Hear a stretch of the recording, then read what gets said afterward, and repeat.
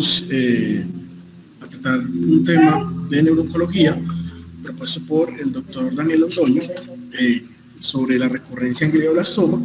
Digamos, qué evidencia hay al respecto y qué podemos hacer con esos pacientes en vista de que pues, todos sabemos que el glioblastoma es una enfermedad pues, maligna y que su pronóstico es más bien pobre. Y que muchas veces nos hemos enfrentado a los pacientes que operamos, les va muy bien en la cirugía, en la resonancia por control vemos que hubo una buena resección y a los 6, 7, 8 meses el paciente nuevamente nos ingresa por recurrencia y muchas veces no sabemos si volverlos a operar o qué otras alternativas darles, y el objetivo de esta charla es como dejar un poco de claridad sobre este aspecto. Entonces, digamos que dentro del laboratorio de la charla vamos a ver algo de generalidad sobre glioblastomas, pues como estadística general. Vamos a hablar un poco sobre cómo definir una recurrencia, ¿sí? Y sobre algunos términos importantes a la hora de diagnosticar la recurrencia en estos pacientes. Vamos a ver algo de la evidencia de a qué pacientes ofrecerles cirugía, a qué pacientes ofrecerles radioterapia, ¿sí? Y también vamos a ver algunos artículos sobre a qué pacientes ofrecerles quimioterapia y con qué medicamentos. Y por último vamos a mencionar algunas nuevas alternativas que se están llevando a cabo en estudios y al final vamos a ver un pequeño resumen de toda la lección. Entonces, para empezar, tenemos que los glioblastomas son uno de los tumores más frecuentes del sistema nervioso central. Dentro de los malignos es el más frecuente y de todos es el segundo más frecuente después de los meningiomas. La incidencia es relativamente alta, 3 por cada 100.000 habitantes, y esta incidencia es de los Estados Unidos, y vemos que la sobrevida global en promedio de esos pacientes está en el momento con la terapia STUP entre 12 y 18 meses. La sobrevida global a 5 años es muy baja, es menor del 7%, la mayoría de los pacientes a los 5 años ya han fallecido, y la sobrevida libre de enfermedad, que es el tiempo en que el paciente se demora para que vuelva y le aparezca la enfermedad después de hacer una resección, está más o menos entre los 6 y los 9 meses, o sea que esos pacientes recurren de forma muy rápida, dado pues la histología de la enfermedad, del tumor que tiene.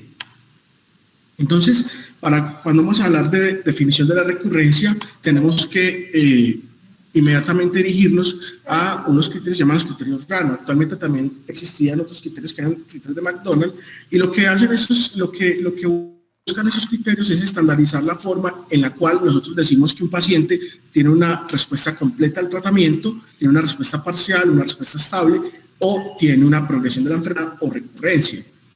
Y esa respuesta se evalúa luego de que el paciente ha recibido quimioterapia y radioterapia. Entonces, hay unos criterios para respuesta completa, respuesta parcial, respuesta estable o recurrencia, y hoy nos vamos a centrar en cuáles son los criterios para uno decir que un paciente tiene o no recurrencia del glioblastoma. Entonces, hay unos criterios imaginológicos y un criterio clínico. Dentro de los imaginológicos tenemos que tener en cuenta que en la resonancia tenemos que mirar dos secuencias. Una es el T1 contrastado y la otra es un T2 o FLER, ¿sí? Si en el T1 contrastado vemos que hay un crecimiento de más del 25% que capta el medio de contraste, decimos que ese paciente tiene una recurrencia. O si en la resonancia vemos que el área que estaba hiperintensa en el T2 o en el FLER creció considerablemente, también podemos decir que el paciente tiene una recurrencia. O si el paciente presenta una nueva lesión distinta a la cual usted había operado o había identificado inicialmente, también decimos que tiene una recurrencia.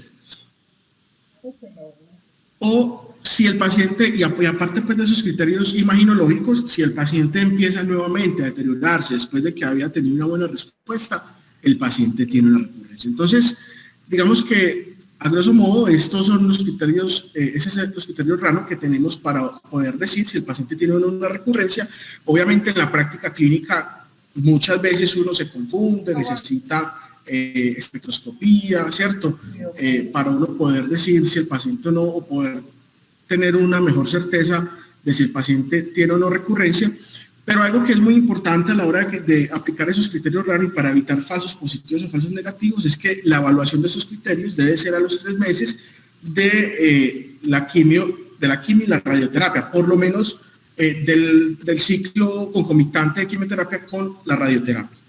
por un aspecto muy importante, y es que cuando nosotros evaluamos un paciente antes de los 3 meses, ¿sí?, el efecto de la quimioterapia y la radioterapia genera en el epitelio, en las células del sistema nervioso central, genera una degeneración y una necrosis que se puede confundir con progresión, porque dicha necrosis aparece captando el medio de contraste en la resonancia. Entonces uno dice, ve, hubo un crecimiento de la lesión en los primeros 3 meses, ¿sí?, y parece que es una recurrencia, pero realmente no es recurrencia, sino que muchas veces es simplemente el efecto de la necrosis que deja la quimioterapia y la radioterapia sobre el tejido. Entonces, a este crecimiento y captación del medio de contraste, que no es por recurrencia, sino que es por la muerte del tejido como tal, luego el tratamiento con la quimio y la radioterapia, se le llama pseudoprogresión. Por eso los criterios RANO deben ser aplicados a las 12 semanas o a los 3 meses de haber terminado la radio y la quimioterapia, por lo menos cuando hablamos del tratamiento concomitante. Y también hay otro aspecto importante, otro concepto que tenemos que tener claro, y es que a veces, y más con los nuevos medicamentos antiangiogénicos como el bevacizumab, cuando se los aplicamos a los pacientes de entrada, ¿sí?, este medicamento genera que las lesiones se desaparezcan, por lo menos desde el punto de vista imaginológico. Entonces, creemos que el paciente, digamos que tiene una remisión completa de la enfermedad, por decirlo de alguna manera, pero es un engaño porque es efecto del medicamento y no es que realmente el paciente se le haya desaparecido la lesión. Y a eso se le llama una pseudorespuesta. Entonces, es muy importante tener claros estos dos conceptos, porque si partimos de una premisa falsa, pues obviamente ya la toma de decisiones va a estar severamente afectada y pues la conducta con el paciente también se va a ver comprometida. Muy bien, entonces vamos ya así al fondo del tema. Entonces, pregunta, ¿a qué pacientes volver a ofrecerle cirugía? Entonces, en el 2010 se hizo este estudio y en el 2013 se hizo este otro, los cuales pretendían identificar qué factores pronósticos eran estadísticamente significativos para la previa de los pacientes en los cuales habían tenido recurrencia y se llevaron a nueva cirugía. Entonces, en este primer estudio del 2010 se analizaron 34 pacientes que ya habían sido operados para glioblastoma, que recurrieron y que se llevaron nuevamente a cirugía, e identificaron cuáles eran esos factores pronósticos que determinaban si a ese paciente le iba bien o le iba mal con la nueva intervención quirúrgica. ¿Qué encontraron? Y es que cuando el paciente tenía una recurrencia en un área elocuente, a esos pacientes les iba mal. ¿Y les iba mal por qué? Porque el paciente de pronto clínicamente se presentaba como con cefalea, ¿cierto? Se presentaba con somnolencia o como una hemiparesia leve, pero que su calidad de vida, digamos que no estaba tan alterada. Y cuando los operaban, el paciente salía hemipléjico, salía afásico, ¿cierto? Salía incapacitado, incluso salía pues estuporoso. Entonces ellos determinaron que la localización de la recurrencia cuando está en un área elocuente puede intervenir nuevamente ese paciente, puede llevar a tener un mal desenlace. El otro punto importante es que cuando ellos analizaron los pacientes, vieron que los pacientes que tenían un Carnos por debajo de 80 puntos, ¿cierto? Esos pacientes cuando se llevan a nueva cirugía, realmente la nueva intervención no mejoraba de forma significativa la sobrevida ni la calidad de vida del paciente. Entonces, ellos dicen, paciente que tenga menos de 80 puntos en el Karnofsky no es un buen candidato a hacerle una nueva intervención. Y el otro aspecto que evaluaron fue el tamaño del tumor. Ellos observaron que cuando habían lesiones muy grandes, que medían más de 50 centímetros cúbicos, estas lesiones solían ser muy infiltrativas y cuando se llevaban a resección rápidamente recurrían. Y digo rápidamente, en 1 o 2 meses. Entonces, y en 1 o 2 meses otra vez el paciente estaba deteriorado, estaba otra vez muy comprometido. Entonces ellos decían, pues operar un paciente con una lesión muy grande e infiltrativa tampoco es una buena idea, porque el paciente no le vas a ofrecer algo mejor o algo nuevo a ese paciente.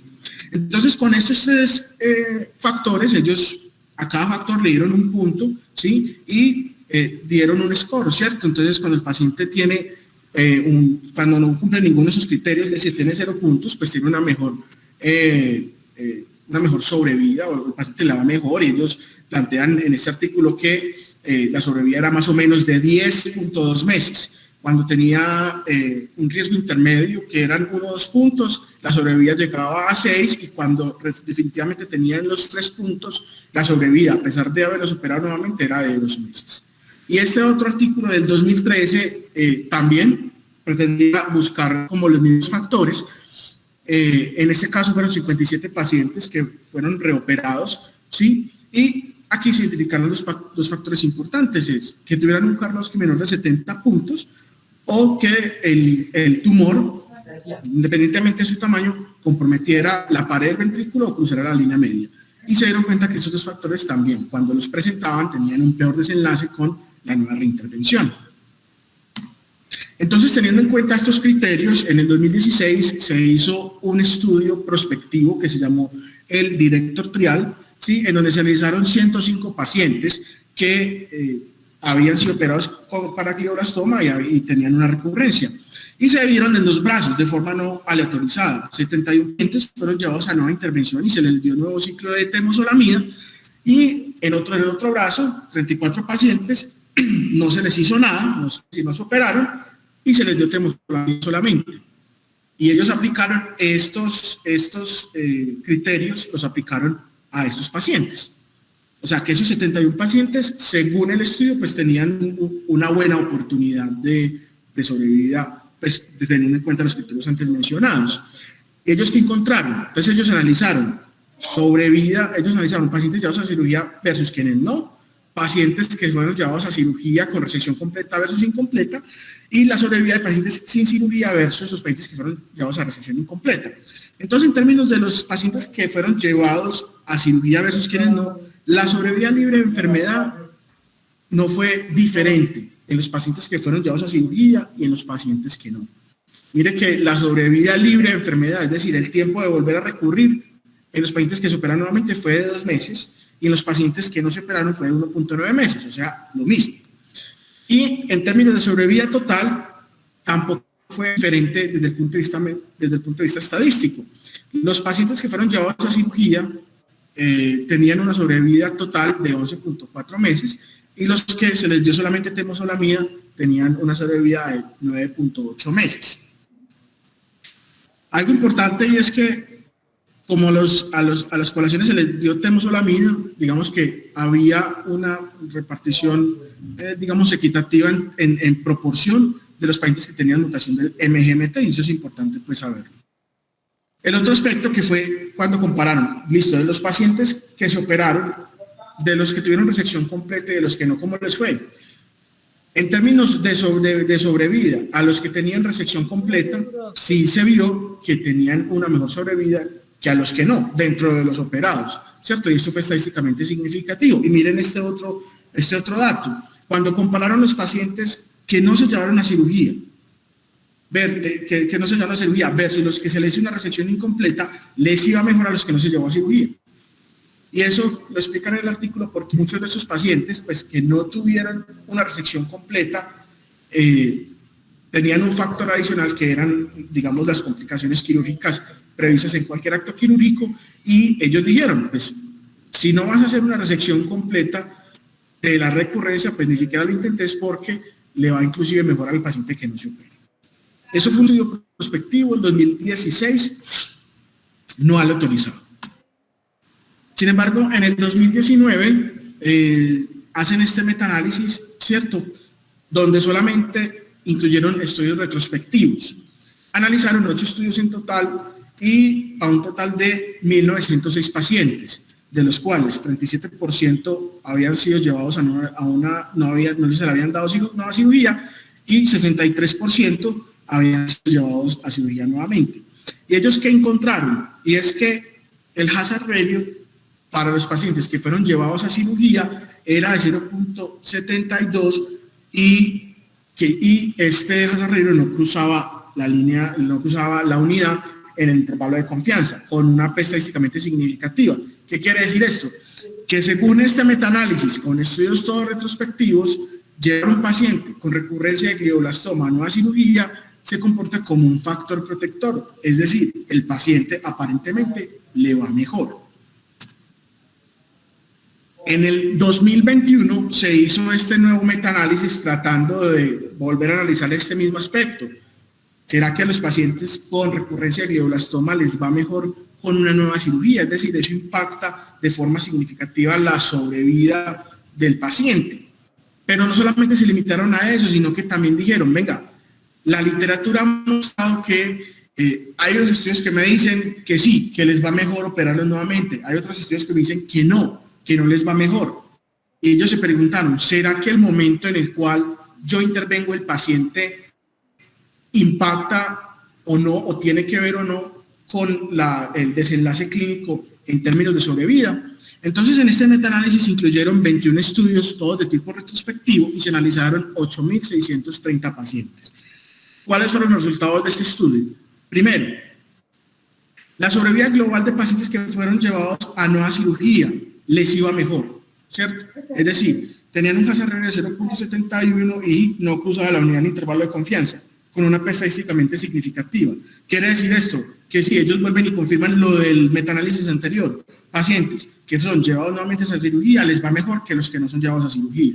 En términos de sobrevida global en pacientes con múltiples intervenciones, ellos van más allá. Dicen, si un paciente te recurre y vuelve y te recurre en el mismo sitio y no es un área elocuente y no está muy grande, volverlos a operar le alarga la sobrevida a los pacientes, dice este metaanálisis. En términos de sobrevida libre de enfermedad, es decir, el tiempo que se demoran en volver a recurrir, los pacientes que fueron llevados a reintervención, ¿cierto? También fue estadísticamente significativo y se convirtió como un factor protector. Es decir, los pacientes, digamos, que tenían un tiempo prudente en volver a recurrir. Pero mire este dato que me llamó la atención y que ellos, digamos, lo dicen de forma explícita en el artículo. La sobrevida de los pacientes que fueron llevados a intervención de forma muy temprana, es decir, los pacientes que recurrían antes de los 3 meses y eran llevados a nueva reintervención, esos pacientes no les iba mal, no les iba bien. El hazard ratio ya se comportaba como un factor desfavorable, con un hazard ratio de 1.42 y con un intervalo de confianza que no cruzaba. Eso fue estadísticamente significativo. Entonces ellos dicen, sí, a los pacientes que son llevados a cirugía les puede ir mejor que a los que no, pero cuando el paciente recurre de forma muy temprana, menos de los 3 meses, ese paciente ya sí no le va tan bien con una nueva intervención. Pero también hicieron otra cosa, y ellos dijeron, listo, cogieron 3 artículos de los que habían analizado, y en esos 3 artículos habían, digamos, categorizado los pacientes que eran llevados a nueva intervención respecto al tiempo. ¿Y ellos qué encontraron? Esta primera gráfica de los 3 artículos, esto es de un artículo, esto es de otro y esto es de otro. Esta primera gráfica de los 3 artículos muestra la sobrevida global de los pacientes que eran llevados a cirugía. Y ustedes ven, el rojo son los que fueron operados y el azul fueron los que no fueron operados nuevamente. Pues se ve que aparentemente, ¿cierto? Los que son llevados a cirugía pues tienen una sobrevida un poco mayor que los que no son operados, y esto es exactamente significativo. Pero ellos hicieron una subdivisión o un análisis por subgrupos de esos pacientes que eran llevados a cirugía, y ellos vieron que cuando solamente tomaban los pacientes, por ejemplo en ese primer estudio, solamente tomaban los pacientes que fueron llevados a cirugía después de 6 meses, de la recurrencia, estos pacientes no mostraban diferencia. A los 10 meses tampoco. En ese segundo estudio, cuando tomaban los pacientes que eran llevados a cirugía 10 meses después de la recurrencia, tampoco, la sobrevida era la misma. A los 16 meses igual, y en este también, 8 y 13 meses. Entonces ellos, ¿qué dicen? Y es que cuando un paciente tiene una recurrencia muy temprana, menor de 3 meses, operarlos no les va tan bien, no tienen un buen desenlace. Y el otro aspecto que ellos tienen en cuenta es, y este otro dato que ellos también mencionan, también dicen, listo, si el paciente le recurre muy rápido, no le va bien con cirugía. Pero si usted se demora mucho en hacer el diagnóstico de la nueva recurrencia, porque de eso va a depender que usted vuelva y lo opere, tampoco le va a ir bien al paciente, ¿cierto? Porque vemos que los pacientes que se les diagnosticó la recurrencia después de 6 meses, o después de 10, o después de 8 meses, y se operaron, no les iba tampoco tan bien. Entonces ellos dicen, hay como un rango de tiempo en el cual el paciente le puede ir bien, que está más o menos entre los 3 meses y los 6 meses de diagnóstico de la nueva recurrencia. Entonces, con esta pequeña revisión de la literatura, podemos decir o dar alguna respuesta a esta pregunta. ¿A qué pacientes volver a ofrecerle cirugía? Pues definitivamente sí, la cirugía en algunos pacientes puede generar una mejor sobrevida comparados con los que no, pero estamos hablando de un promedio de 6 a 12 meses de sobrevida, listo. Pero ¿a qué pacientes entonces ofrecérsela? Entonces, de acuerdo a lo que se hizo, pacientes con un Karnowski mayor de 70, ¿cierto? Un Karnowski menor, pues no justifica. Pacientes que no tengan lesiones muy grandes, no más de 50 centímetros cúbicos, porque suelen ser muy infiltrativas y recurren demasiado rápido, entonces no vale la pena, ¿cierto? Y que la recidiva no sea ni muy temprana y que el diagnóstico de recidiva no sea muy tardío. Y muchas veces esos pacientes que llegan muy tardíos llegan con muy mal Karnowski y con lesiones muy grandes. Muy bien. Ya dejando de lado un poco a qué pacientes operar, hay otra alternativa para los pacientes con recurrencia en glioblastoma, que es radioterapia. Es decir, vale la pena volver a irradiar a esos pacientes con glioblastomas. Entonces, esta revisión de la literatura, que es de 2021, pretendió responder varias preguntas acerca del uso de la radioterapia en pacientes con recurrencia de glioblastoma. Entonces, uno de los aspectos que ellos analizaron era qué tan seguro es volverle a dar radioterapia a un paciente que ya ha sido irradiado. Entonces, ellos plantean que las modalidades de radioterapia que se le pueden dar a los pacientes que ya han sido irradiados puede ser radioterapia convencional, radioterapia hipofraccionada o radiocirugía. Y aclaran que las dos mejores opciones son radioterapia hipofraccionada o radiocirugía. Entonces ellos dicen, cuando usted le vuelve y le da radiación a un paciente con radioterapia hipofraccionada con dosis no mayores de 30 a 35 grays, la tasa de efectos secundarios y de radionecrosis es menos del 8%, es decir, una tasa aceptable, o sea que el paciente, digamos que no se va a ver afectado de forma significativa en su calidad de vida. Y cuando le damos radiocirugía con dosis entre 15 y 20 grays en dosis única, las tasas de efectos secundarios son del 18%, un poco más alta que la hipofraccionada, pero tampoco pues, son descomunales. Ahora, ellos sí dicen, si usted le da más de 40 grays al paciente, o usted irradia una lesión mayor de 35 milímetros, esos pacientes iban a tener mayor radionecrosis y van a requerir mayor requerimiento de esteroides. Entonces, de entrada, usted a ese paciente que tiene una lesión que es grande, que es mayor de 35 milímetros, y encima de eso le da una dosis muy alta de radiación, ese paciente se le va a empeorar. Puede que la imagen mejore, pero el paciente se le va a empeorar. Entonces, en este caso, no es seguro dar nueva radioterapia y no es recomendable dar nueva radioterapia. Entonces, ellos dan una recomendación clase 3 porque todos estos análisis son de estudios retrospectivos y ellos dicen, la reirradiación es segura en dosis hipofraccionada o como ofreciendo radiocirugía en dosis no mayores de 35 gray y para tumores menores de 35 milímetros de tamaño. El otro aspecto que ellos analizaron es, bueno, ¿qué tanto control tumoral hace la radioterapia volver a reirradiar al paciente? Entonces ellos dijeron, pacientes que tenían reirradiación con tumores pequeños, menores de 20 centímetros cúbicos, se relacionaron con una respuesta de control tumoral del 22%. Por eso, digamos que el 22% no es mucho, ¿cierto?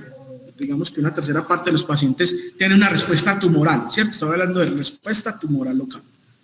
Pero virtualmente todos recurren, ¿cierto? ¿Qué tan rápido? Ahorita lo vamos a ver. Y lo otro es que de los estudios que analizaron el control tumoral, todos habían tenido terapia adyuvante con algún quimioterapéutico, con temozolomida, con paclitaxel o con bevacizumab.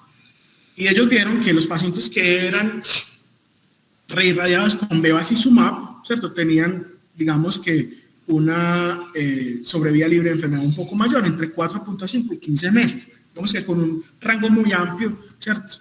Pero ellos, y con menos radionecrosis, ¿cierto? Ellos, digamos que plantean este aspecto. Entonces ellos dan una recomendación clase 3 también respecto a este aspecto que es el control tumoral local. Y ellos dicen, la reirradiación ayuda a tener un control tumoral, sí, un 22%, pues una tercera parte de los pacientes, pero eventualmente todos recidivos, ¿cierto? Ahora, el otro aspecto que analizaron fue, listo, el paciente es seguro, ¿cierto? Un porcentaje importante de pacientes se les hace un buen control imaginológico, pero al paciente como le van desde el punto de vista neurológico. Entonces, ¿qué encontraron? Y es que la reirradiación mejora el estado neurológico en el 45% de los pacientes y disminuye la necesidad en un 60% de esteroides. Claro, si no le da radionecrosis y si no tiene las características que teníamos en la seguridad, porque si el paciente tiene una dosis muy grande o se le da una dosis muy alta, pues antes le va a generar un mayor daño y va a requerir más esteroides. Pero cuando ellos dicen, cuando lo hacemos con las dosis que son, con la forma que es, ya sea con radioterapia hipofraccionada o con gamma knife, ¿cierto? El paciente mejora, en un 45% mejora neurológicamente y en un 60% ahorra en esteroides. También mostraron que hasta un 17% suspenden el esteroide definitivamente, otra población mostró que 40% mostraban reducción de la dosis y 70% permanecían estables en el Karnofsky, que eso es una buena noticia si dice el paciente tiene un buen Karnofsky, que eso es otro dato importante. Cuando hablamos de cirugía y cuando hablamos de radioterapia, siempre pilar fundamental que el paciente tenga un buen Karnofsky para poder someterlo a una nueva intervención, porque un paciente con un mal Karnofsky de entrada, ese paciente no va a tener una buena respuesta a cualquier cosa que usted le dé. Entonces ellos dan una recomendación grado 3. Con la reirradiación y el reto de esteroides puede disminuir y el Karnofsky puede mejorar transitoriamente. Ahora, como último aspecto, ellos dicen, bueno, ¿y en sobrevida qué? ¿Será que la reirradiación sí realmente le ofrece una sobrevida al paciente? Pues ellos, ¿qué dicen? En estudios retrospectivos, encontraron que reirradiar al paciente le da una sobrevida entre 6 y 12 meses más de sobrevida al paciente. Mire que es una cifra igualita a la cirugía. O sea que aquí tenemos algo muy importante y es que usted le puede ofrecer radioterapia al paciente o cirugía y en términos de sobrevida les va a ir igual. Igual. Obviamente, ¿cierto? Los factores pronósticos que he mencionado, tanto para cirugía como para radiocirugía, varían y de eso va a depender usted qué le va a ofrecer al paciente. Ahora también, ellos dicen, se ha visto que la sobrevida a un año es del 60% y la sobrevida libre de enfermedades la han reportado en un rango entre 5 y 12 meses, también igual a la de la cirugía. Ahora ellos dicen, cuando usted le agrega un quimioterapéutico como terapia concomitante o ayudante a la radioterapia, ¿cierto? La sobrevida puede alargarse un poco más, 5.2 meses. Pacientes que se les da temozolomida con pacientes con tumores con mutación del MGMT o bevacizumab para aquellos que no. Y lo otro es que cuando los pacientes tienen una buena respuesta inmunológica, es decir, en la resonancia control se ve que hay un buen control tumoral y de entrada la recurrencia en un tamaño pequeño, que es, digamos, los más indicados para radioterapia, ¿cierto? Presentan una mejor sobrevida. Esos son los que se van casi hasta los 12 meses. Entonces ellos dicen, como recomendación clase 3, la reirradiación mejora la sobrevida libre de enfermedad, pero su efecto en la sobrevida global no es tan claro, ¿cierto? Y no es tan clara porque, pues, realmente viene siendo la misma de la cirugía. Y en términos de calidad de vida, ¿cierto? Dado que vimos que hasta un 40% mejora neurológicamente y un 60% disminuye la dosis de esteroides, ¿cierto? Esto impacta, digamos que puede impactar en la calidad de vida del paciente. Obviamente si un paciente requiere tomar menos esteroides, ¿sí? Y de mejora alguna apariencia o digamos que ya puede hacer cositas en la casa solo, eso pues impacta en el paciente y el paciente no lo agradece.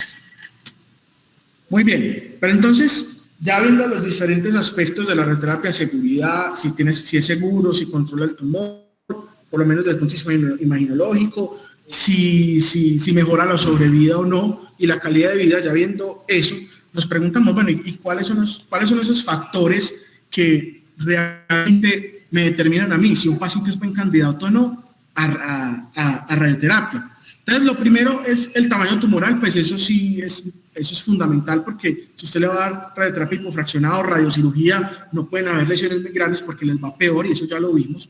Pero este estudio analizó otros aspectos.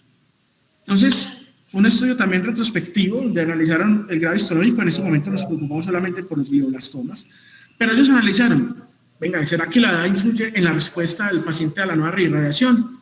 Ellos encontraron que sí. Pacientes mayores de 50 años les iba peor. Y lo otro, el tiempo entre la primera radioterapia que yo le di en el tratamiento inicial y la reirradiación, ¿será que el intervalo de tiempo también impacta o determina si al paciente le va bien o no? Y digo, impacta o determina si le va bien o no, tanto en términos de efectos secundarios como de respuesta y sobrevida.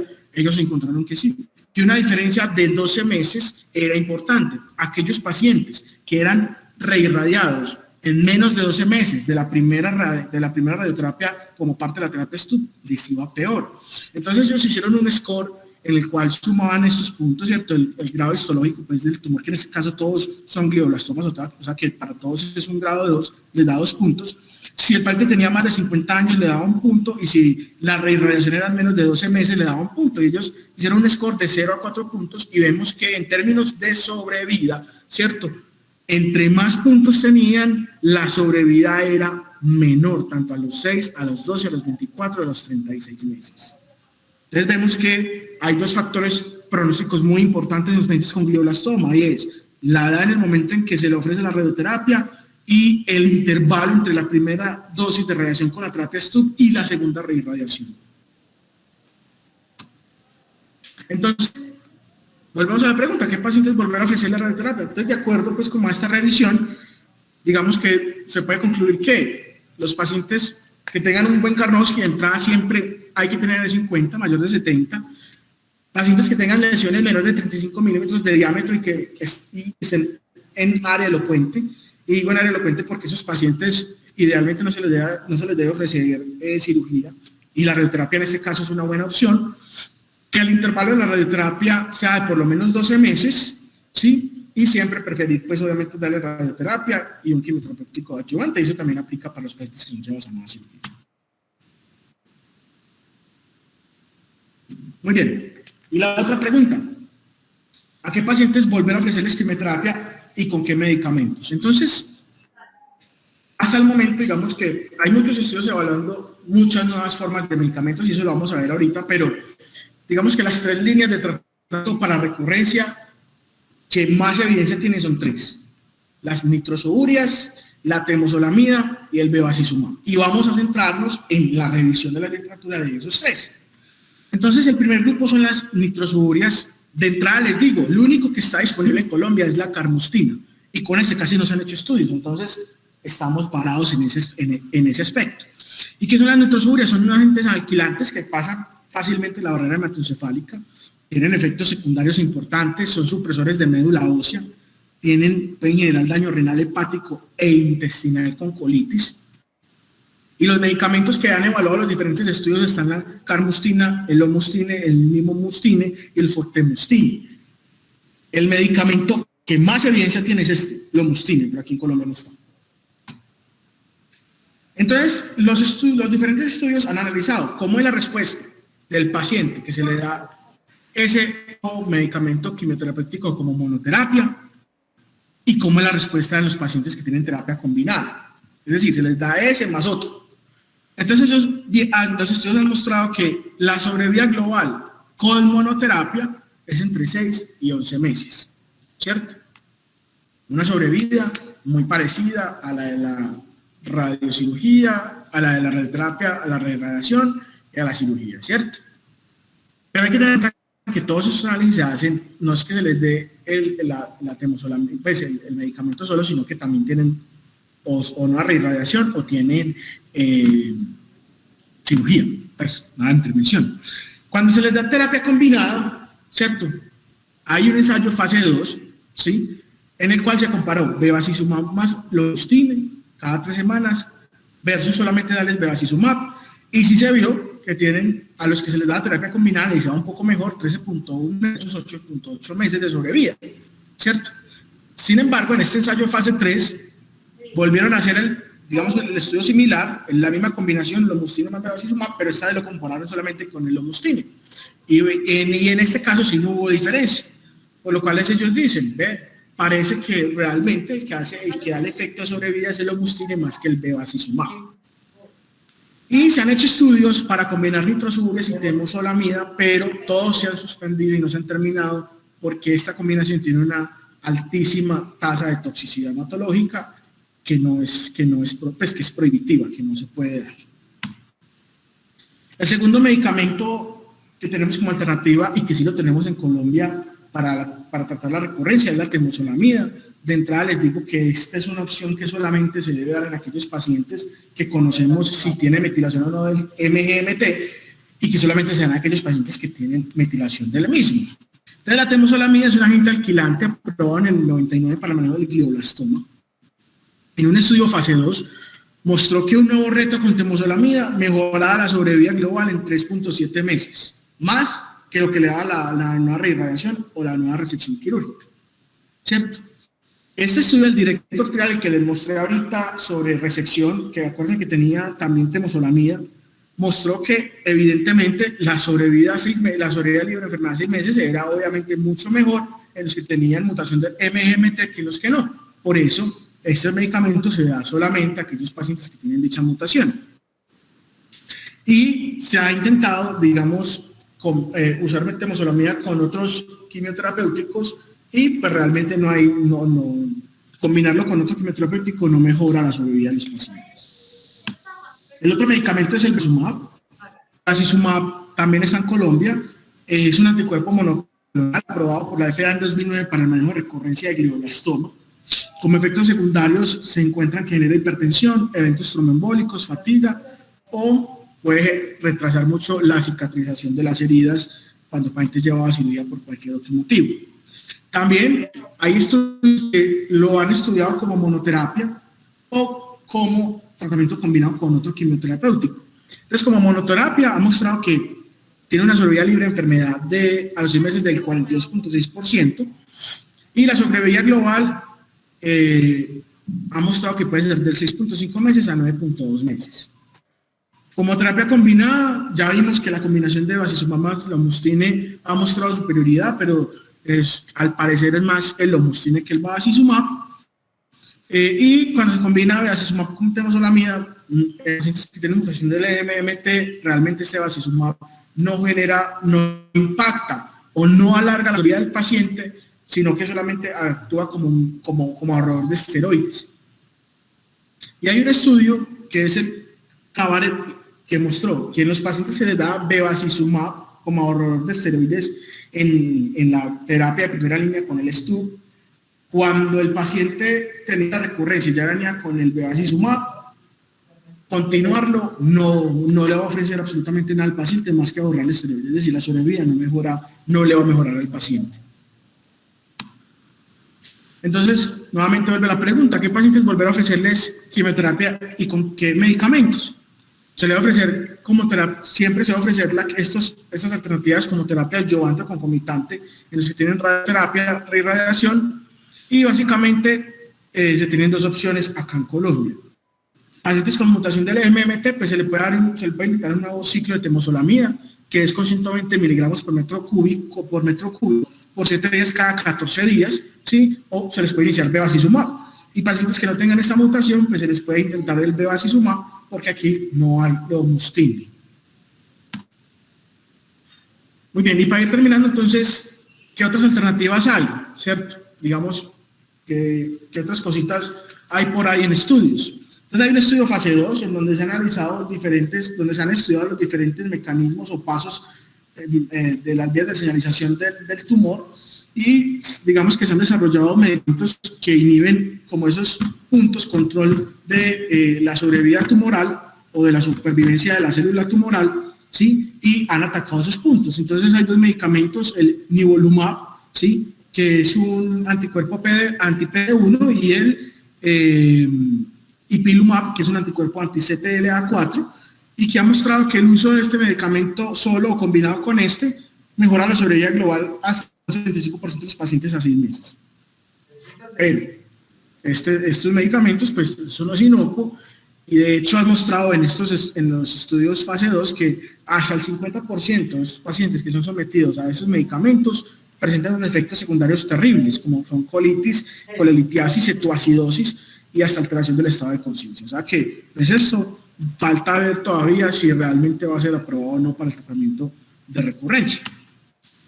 Y también hay un estudio fase 2 en el cual se evaluó una vacuna que se llama Rindopepimut, ¿cierto? Que es una vacuna que contiene péptido de la secuencia de factores de endotelial 8, y mostró que combinado con bevacizumab presentaba una sobrevida global a los 6 meses, que había una mejoría de la sobrevida global del 24% a los 6 meses versus 17% solamente los que usan bevacizumab sin la vacuna. Entonces parece pues que también podría ofrecer algún tiempo más a los pacientes, pero eso también todavía está en fase 2 y simplemente se está estudiando. Y estos son otros estudios, ¿cierto?, que todavía están en curso, donde se van a intentar combinaciones, ¿cierto?, quimioterapia más células madre, temozolomida más bevacizumab, ¿cierto?, lomustine más este anticuerpo monoclonal sunitinib, ¿cierto?, y diferentes combinaciones. Son estudios que todavía están en curso y que veremos más adelante si realmente tienen un impacto o no en manejo de la recurrencia. Y como conclusión, no les traigo conclusiones como tal, sino que les traigo un pequeño algoritmo que hice yo, de mi autoría, como para dar el paciente con recurrencia de glioblastoma. Entonces tenemos el paciente que tiene la recurrencia, ¿cierto? Lo primero que nos tenemos que preguntar, venga, ese paciente que Karnofsky tiene, si tiene un Karnofsky menor del 70%, si usted dice sí, el paciente tiene un Karnofsky menor del 70%, de una vez manejo paliativo.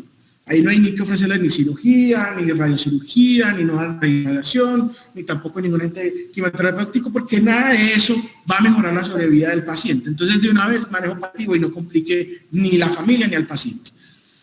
Ahora, el paciente tiene un buen Karnofsky, entonces usted se tiene que preguntar, venga, ¿esa nueva recurrencia es un tumor grande o es un tumor pequeño? ¿Tiene más de 35 milímetros o tiene menos de 35 milímetros?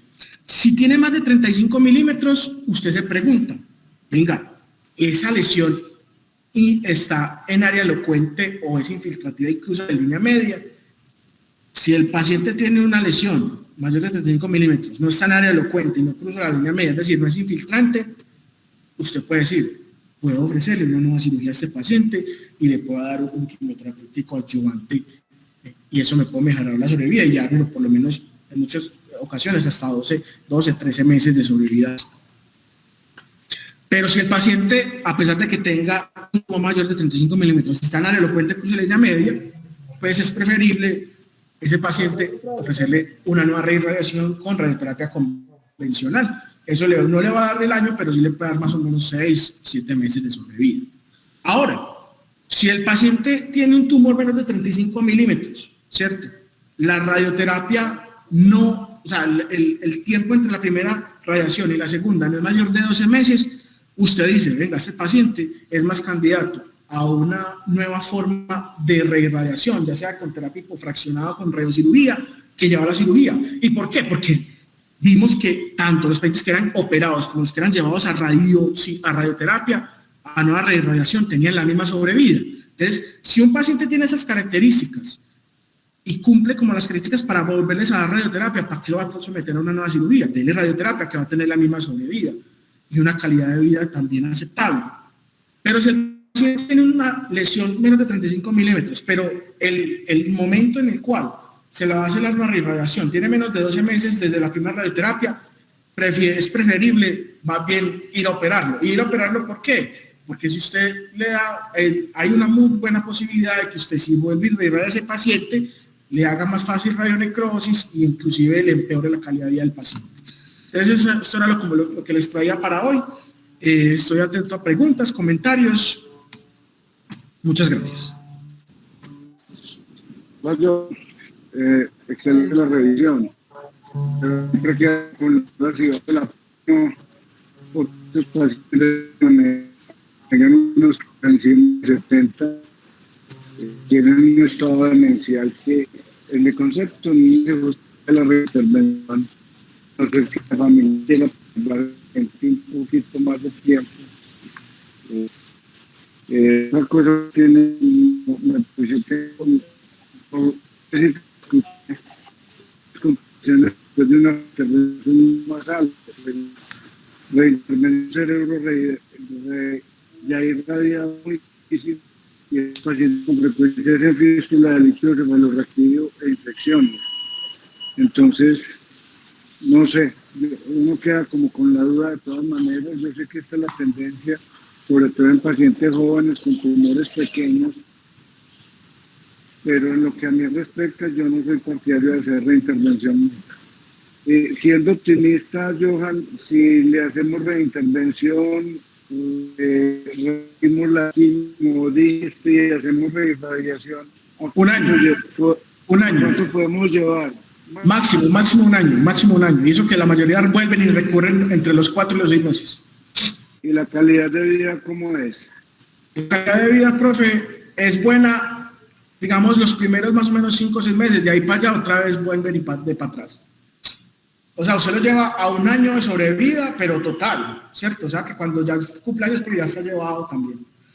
Ya el paciente está en muy malas condiciones. O sea, realmente usted, esas opciones como para darle usted 6 meses al paciente de una buena vida, más o menos. Ok, Pacho, me gusta mucho reintervenir.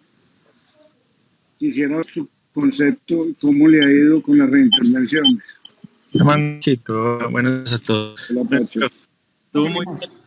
La charla te va a hacer 2 precisiones. Uno es que todos los pacientes, independientemente del estado del MGMT, reciben temozolomida, listo. Es la terapia estándar, para que pues tengas eso como muy claro. En recurrencia. ¿Cómo? En recurrencia. No, en el primer... No, pero es que yo estoy hablando, profe, era de recurrencia. Todos sabemos que la terapia STUD tiene temozolomida, pero estoy hablando de recurrencia. Y la primera opción, aún en recurrencia, sigue siendo la temozolomida, bien independiente. ¿Del MGMT? Sí se da y sí lo usa como el estándar. Porque el STUB son 6 meses, ¿cierto? Pero sabes que hay algunos oncólogos que lo prorrogan a 1 año de acuerdo al estado del paciente, a las imágenes, bueno, a la tolerancia al medicamento. Pero cuando hay recurrencia, después del año, el paciente ya lleva 6 meses sin temozolomida, normalmente lo que se hace es volver a poner la temozolomida y adicionar el bevacizumab. El bevacizumab no alarga mucho la sobrevida de los pacientes, pero sí mejora mucho la calidad de vida. Entonces eso digamos que es importante a la hora de la recurrencia. Esos son los estudios. Voy a decir que a mí personalmente me parece que el bevacizumab sí prorroga la sobrevida de los pacientes, y a veces los que tienen buena respuesta de bevacizumab son los que más pueden sobrevivir. O sea, debe haber algún factor molecular, ¿cierto?, que hace, así como el MGMT para la temozolomida en el bevacizumab, que hace que haya algunos pacientes que les va muy bien.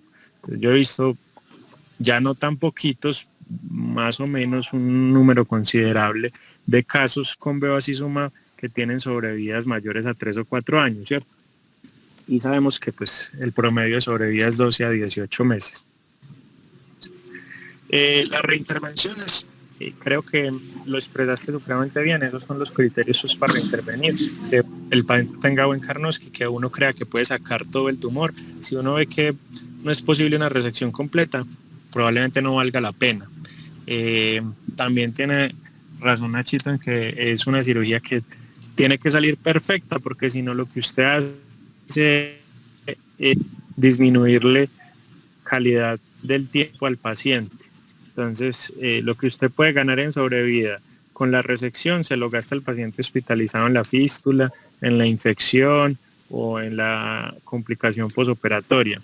Entonces, no es fácil tomar esa decisión, ¿cierto?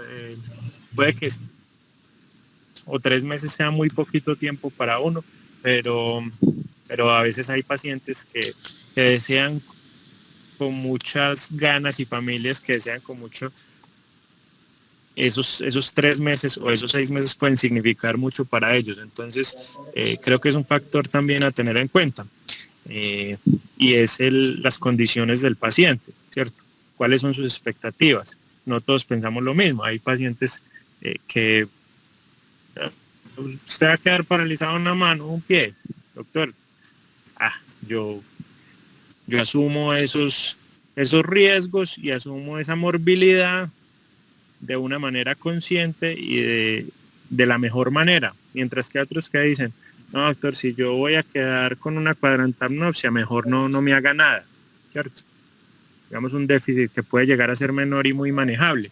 Entonces esas son cosas importantes a la hora de uno tomar la decisión. No todos los pacientes o no la misma imagen, el mismo Karnofsky, es la misma situación por ese factor familiar, social y como que es muy independiente entre un paciente y el otro. La otra cosa es que en la recurrencia también tenés que tener en cuenta la respuesta a esteroides antes de tomar la decisión. O sea, el paciente te puede llegar en un Karnofsky de 50. Entonces, en tu algoritmo está súper bien. Lo único que le adicionaría es que el Karnofsky después de dar esteroides, porque si el paciente es un paciente joven, Sí, claro. tiene un Karnofsky de 50 y vos le das esteroides y el paciente se mejora, sigue siendo muy buen candidato. Si no se mejora, pues hombre, ya no es tan buen candidato y pues lo que dijiste, habría que ofrecerle los cuidados paliativos. También quería mandarte a leer una cosa que me parece muy interesante y son los campos magnéticos transcraneales. Sí, eso también lo leí yo, pero no lo quise traer porque pues es una cosa que aquí no está y es extremadamente costosa, inclusive en los Estados Unidos, que es donde se usa. Son como unos casquitos que usan. Qué bueno que alguien se motivara a estudiar esto, que, hombre, una cosa muy querida, pero pues aquí tiene que haber ingenieros que hagan campos magnéticos, ¿cierto? Y es digamos que la base de esa terapia es algo muy, muy sencillo, ¿cierto? Es usted mantener las células en una polaridad que impida que entren al ciclo de mitosis. Es eso, ¿cierto? Genera un campo magnético alrededor del cráneo. Entonces eso, aunque suene como de otro mundo, pues en realidad tiene un concepto en sus bases que no es nada complejo. Entonces, bueno, queda ahí como para el estudio posterior y ofrece una sobrevida igual a la temozolomida, ¿cierto? Sí, son más o menos como 6, 7 meses de sobrevida con el campo magnético. Eso es todo. Muy bien, Johan. Nos preguntan si la quimioterapia con PCB es útil en estos pacientes. Pacho, yo no sé. No, el PCB, pues, tiene algo muy cierto que lo que dijo que no tenemos, entonces, en Colombia. Digamos que el ensayo clínico con esta quimioterapia está para los biomas de bajo grado. De bajo grado donde se debería usar, pero pues acá no la tenemos.